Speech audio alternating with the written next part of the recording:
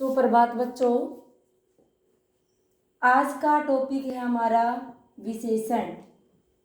आज हम विशेषण का अर्थ, परिभाषा, विशेष्य और प्रविशेषण और विशेषण के प्रकार व विशेषण की अवस्थाएं, इन सब के बारे में जानेंगे।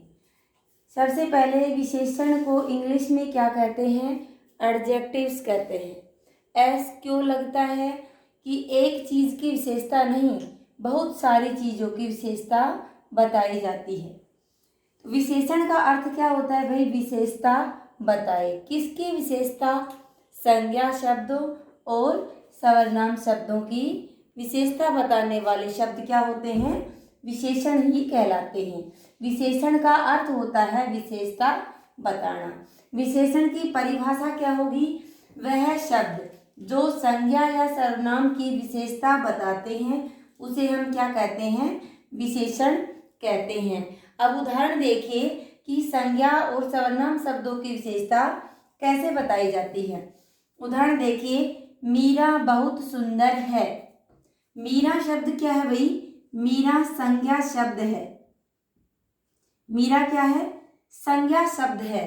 और विशेषता क्या है भाई? सुंदर। विशेषण क्या हो गया? सुंदर हो गया। ठीक है, मीरा संज्ञा शब्द है तो और क्या है? और क्या होगा? जो संज्ञा और सर्वनाम शब्द है जिनकी विशेषता बताई जा रही हो उसे ही हम इसका दूसरा नाम देंगे विशेष्य। क्या कहेंगे इसको? विशेष्य। अभी मैंने जिक्र किया था कि हम विशेष्य के बारे में, तो किसको कहेंगे? जो संज्ञा शब्द होगा या सर्वनाम शब्द होगा जिसकी विशेषता बताई जाएगी उसे क्या कहेंगे? विशेष्य कहेंगे। ठीक है, सुंदर क्या है? विशेषण शब्द है। आगे एक शब्द और भी दिया हुआ है, बहुत। भाई जो शब्द विशेषण की भी विशेषता बताए, कि जो शब्द विशेषण की भी विशेषता बताए। अब ये बहुत क्या कह रहा है? एक सिंपल सा हो जाता कि मीरा सुंदर है, तब तो क्या हो जाता? ये विशेषण हो जाता और ये विशेष्य हो जाता। लेकिन इसमें एक शब्द और जुड़ गया, बहुत शब्द। तो बहुत शब्द क्या हो हमारा? जो शब्द विशेषण की भी विशेषता बताता हो उसे प्रविशेषण कहते हैं। क्या कहेंगे उसको? प्रविशेषण कहते हैं। ठीक है, अगला उदाहरण देखिए।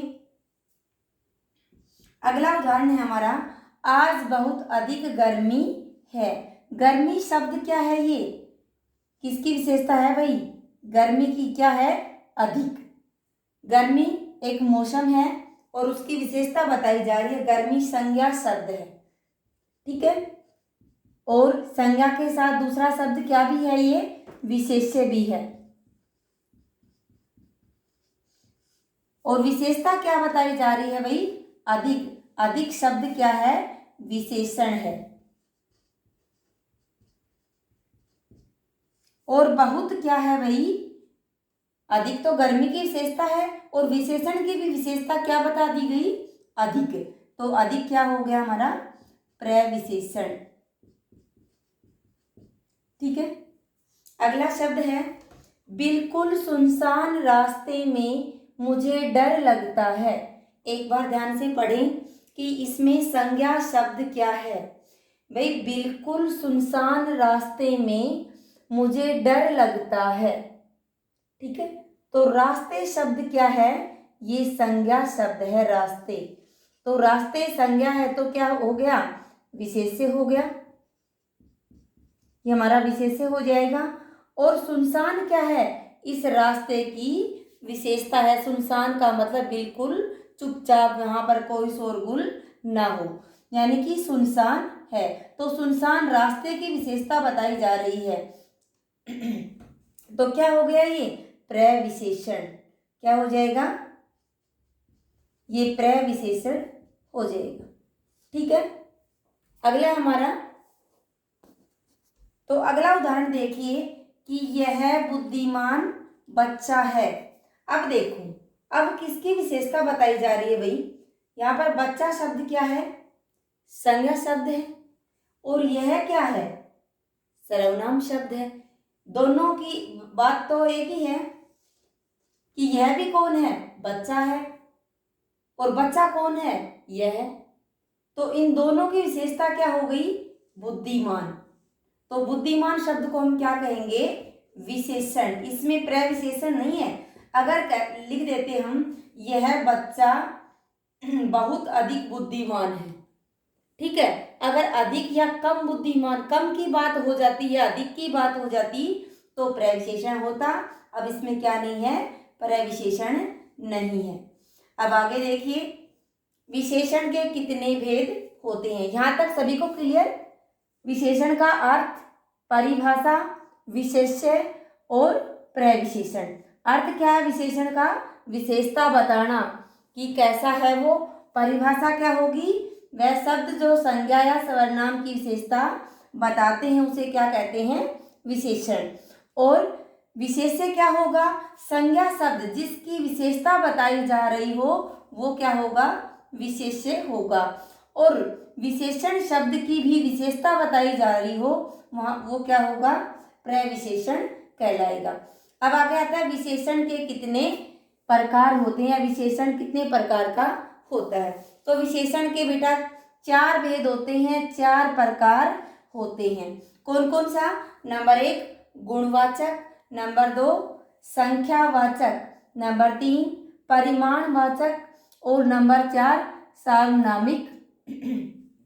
अब इनके नाम से ही पता चलता है हमें कि गुणवाचक विशेषण क्या होता है। गुणवाचक विशेषण किसे कहेंगे हम, तो गुणवाचक विशेषण क्या होता है कि ऐसे विशेषण शब्द जो गुण के बारे में बताए, रंग रूप के बारे में बताए, गुण दोष के बारे में, आकार के बारे में, उसे हम क्या कहेंगे, गुणवाचक विशेषण। जैसे यह पेड़ बहुत लंबा है, तो लंबाई की बात हो रही है, ठीक है।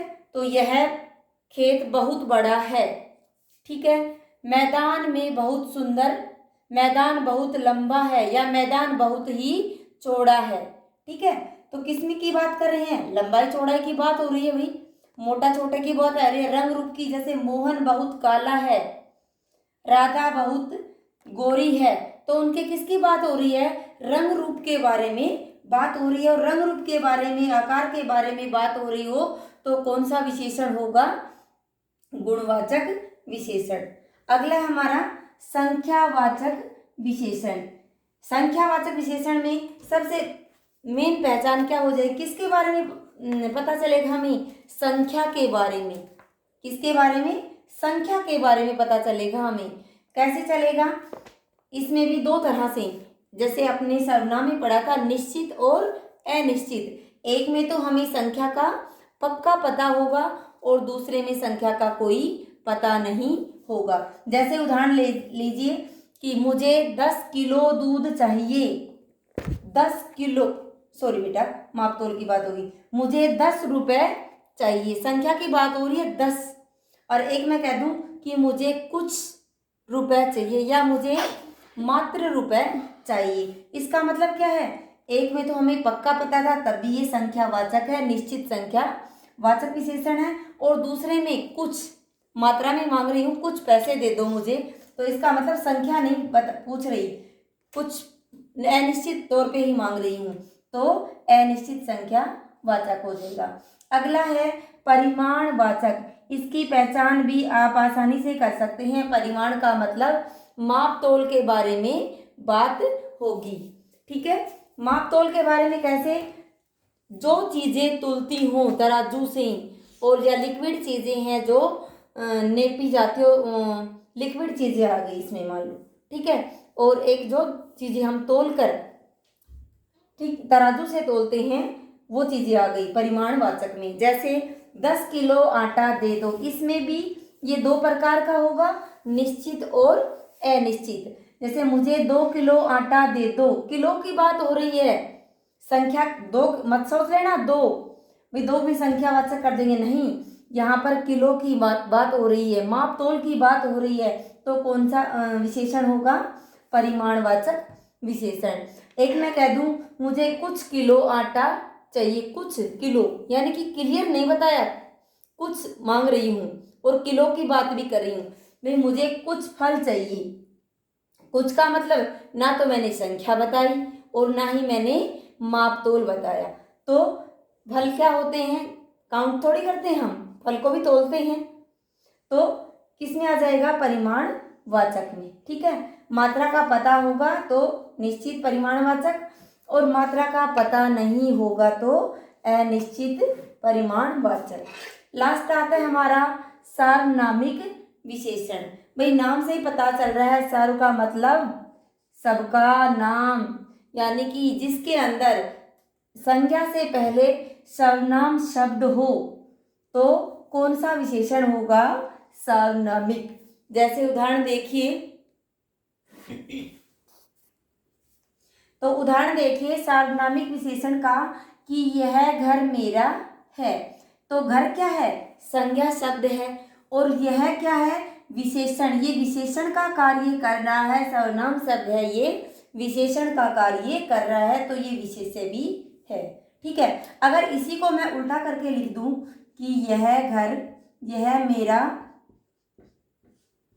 यह मेरा घर है, तो क्या होगा, क्या घर किसको सार्वनामिक मानेंगे हम, नहीं। तो ये क्या हो जाएगा, गलत हो जाएगा। क्यों, क्योंकि हम तो यहाँ पर निश्चित की बात कर रहे हैं कि यह मेरा घर है, ये तो सर्वनाम हो गया, निश्चित वाचक सर्वनाम हो गए। तो क्यों, क्योंकि मेरा, हम बल दे रहे हैं बात के ऊपर, हम निश्चित कर रहे हैं कि ये घर मेरा है। वाक्य को देखना है आपको, यह घर मेरा है, यह मेरा घर है, इसमें अंतर है। यहाँ पर ये विशेषण का काम कर रहा है और यहाँ पर ये सर्वनाम की बात कर रहा है।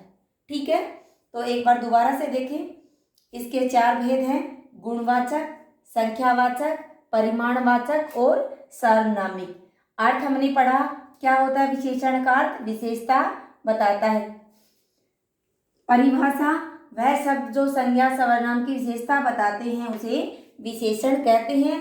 प्रविशेषण, ऐसे शब्द जो विशेषण की भी विशेषता बताते हैं उसे क्या कहते हैं, प्रविशेषण। और विशेषण के प्रकार, विशेषण के 4 प्रकार, गुणवाचक, संख्यावाचक, परिमाणवाचक और सार्वनामिक विशेषण। अब हमारा लास्ट पॉइंट आता है कि विशेषण की अवस्थाएं। विशेषण की कितनी अवस्थाएं होती हैं, 3। नंबर 1 मूलावस्था, नंबर 2 उत्तरावस्था और नंबर 3 उत्तमा अवस्था। इसमें क्या होता है, जैसा होगा रंग रूप आकार में वैसा का वैसा, किसी के साथ कोई तुलना नहीं की जाएगी। ठीक है, इसमें 2 के बीच में तुलना की जाएगी और इसमें सबसे अधिक होंगे उससे, सभी में से एक, मतलब एक ही चीज जो सबसे अच्छी हो उसके बारे में। आपने पढ़ा हो इंग्लिश में डिग्री, और जिसको गुड बेटर बेस्ट बोलते हो, इस तरह से वो डिग्री वाला ही सिस्टम है। डिग्री को ही हिंदी में मूलावस्था, उत्तरावस्था और उत्तमावस्था कहते हैं। इसमें जैसा है वैसा का वैसा रहेगा और इसमें तुलना की जाएगी 2 के बीच में, और इसमें बहुत अनेकों में से, 2 में नहीं, 1 से अधिक में से एक को बेटर बताया जाएगा या सबसे अच्छा बताया जाएगा। तो आशा करती हूँ विशेषण का टॉपिक आपको समझ में आ गया होगा। धन्यवाद।